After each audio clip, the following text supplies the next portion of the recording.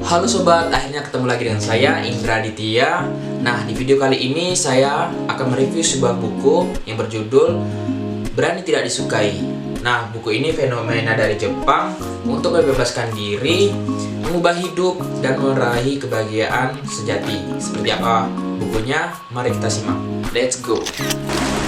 Alasan saya memilih buku ini adalah buku ini mengubah pandangan hidup saya yang mungkin mengajak kita semua melihat kehidupan dari sudut pandang baru serta mengajarkan untuk hidup dengan bebas dari penilaian orang lain.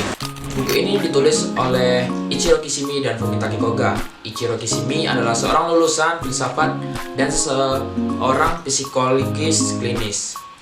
Ia juga merupakan penerjemah beberapa buku psikologi, diantaranya tulisan-tulisan dari Alfred Adler yang ia terjemahkan ke dalam bahasa Jepang. Sedangkan Fumitake Koga adalah penulis profesional yang tertarik dengan gagasan-gagasan Adler yang buku-bukunya diterjemahkan oleh Ichiro Kishimi. Mereka bertemu dan akhirnya menulis buku ini. Di judul buku ini tulis bahwa ini adalah fenomena dari Jepang. Padahal isi di dalamnya membahas tentang teori psikologi dari Alfred Adler yang adalah orang Eropa. Alfred Adler ini memiliki beberapa teori yang berlawanan dengan beberapa psikolog besar ternama. Di zamannya salah satu idenya yang berlawanan adalah teorinya tentang teleologi. Mungkin teman-teman pernah mendengar nama Sigmund Freud, yaitu adalah psikolog abad 19 yang cukup terkenal. Ia memiliki teori tentang etiologi atau penyebab. Teorinya berkata demikian: kita yang sekarang adalah hasil dari apa yang terjadi pada diri kita di masa lalu. Contohnya, seseorang membenci ayahnya karena dia memiliki trauma masa lalu dengan ayahnya tersebut. Namun, teori dari Adler justru berkebalikan dengan teori tadi. Ia menjelaskan sesuatu yang disebut sebagai teleologi atau tujuan. Kita melakukan sesuatu untuk suatu tujuan tertentu di masa depan. Kalau kita pakai contoh yang tadi, seseorang membenci ayahnya karena dia memang bermaksud demikian untuk satu tujuan tertentu dan bukan akibat trauma di masa lalu. Adler bahkan menyatakan bahwa trauma itu tidak ada. Teorinya menyatakan bahwa alasannya dari semua yang dilakukan adalah karena manusia memiliki perasaan rendah diri atau yang disebut kompleks inferior, dan karena perasaan tersebut kita memilih untuk tidak berubah. Kita tidak ingin menerima diri kita apa adanya dan lebih memilih untuk memenuhi ekspektasi orang lain. Hal lain yang dijelaskan dalam buku ini adalah mengenai tugas sosial, di mana ia mengatakan bahwa orang berkontribusi terhadap tugasnya masing-masing tanpa perlu dicampuri orang lain. Contohnya, kita tidak seharusnya memarahi anak yang tidak belajar atau menjadi orang tua membenci pasangan hidup yang dipilih oleh anaknya. Tidak perlu menegur atau memuji. Buku ini mengajarkan konsep tentang memaafkan diri, mencintai diri, menjadi mindful, dan tidak memikirkan hal yang tidak penting dari masa lalu seperti trauma atau bahkan ekspektasi seperti orang yang kita akan harapkan. Buku ini ditulis dalam format percakapan antara seorang pemuda yang tidak puas dengan hidupnya dengan filsuf yang umumnya jauh lebih tua. Mereka berdiskusi selama 5 malam membahas persoalan yang tadi saya bahas.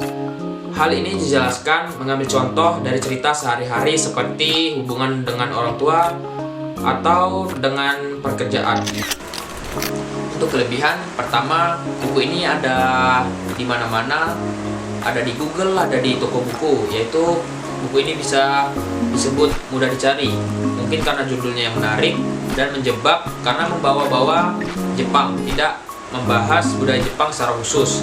Buku ini dapat menginspirasi jika pikiran Anda cukup terbuka, berhubung idenya berlawanan dengan ide-ide konservatif yang menurut saya cukup radikal.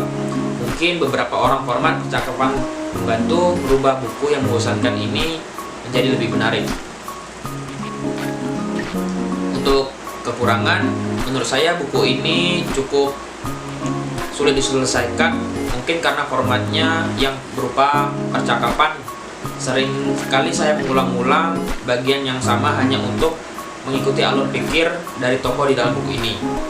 Namun, ketika selesai saya membaca, percakapan di bagian depan terdengar lebih masuk akal. Selanjutnya, isi dalam buku ini terkesan victim blaming. Ide seperti trauma itu tidak ada, atau kita memilih untuk tidak bahagia, terdengar sangat tidak berempati. Ide-idenya juga seakan menolak perasaan negatif dan harus selalu berada dalam keadaan bahagia, yang menurut saya termasuk dalam toxic positivity. Ya, meskipun buku ini termasuk buku self improvement, tapi menurut saya buku ini lebih cocok dimasukkan ke dalam buku psikologi populer. Dan jika teman-teman memiliki niat terhadap psikologi atau perilaku manusia, buku ini sangat saya rekomendasikan untuk teman-teman. Jika Anda merasa memiliki masa lalu yang sulit, membaca buku ini dapat mengakibatkan rasa yang tidak nyaman dan mungkin akan membawa emosi sepanjang bab. Dan karena idenya menurut saya victim blaming tadi, kalau teman-teman suka dengan tema-tema seperti mental health yang populer belakangan ini, kemungkinan teman-teman akan berhenti membaca mulai dari bab pertama. Karena ide di dalam buku ini terlalu memaksa secara logis dan mengesampingkan perasaan. Tapi apa salahnya membaca sesuatu yang berbeda dengan pandangan kita? Tidak apa-apa jika teman tidak setuju dengan apa yang dalam buku ini. Cukup ambil poin yang teman-teman suka dan nikmati. Buku ini tidak seburuk yang saya katakan. Untuk kesimpulan, mungkin buku ini adalah memang buku self improvement menurut saya, yang membahas tentang teori psikologi dari Alfred Adler yang idenya cukup bertentangan dengan kepercayaan tradisional. Mengenai masa lalu dan mengenai motif di balik karakter seseorang, buku ini disaji dalam bentuk percakapan antara seorang anak muda dan seorang filsuf. Jika boleh saya meringkas buku ini, ide intinya adalah yang paling penting bukanlah dengan apa kita lahir, tetapi bagaimana kita dapat memanfaatkannya. Oke, mungkin itu saja yang dapat saya sampaikan tentang review buku Berani Tidak Disukai. Semoga video kali ini dapat memberikan manfaat bagi kita semua dan pembelajaran bagi kita semua. Oh iya, jangan lupa like, comment, and subscribe, karena itu salah satu cara untuk mensupport saya dan itu gratis. Saya Indra Aditya, sampai jumpa di lain video.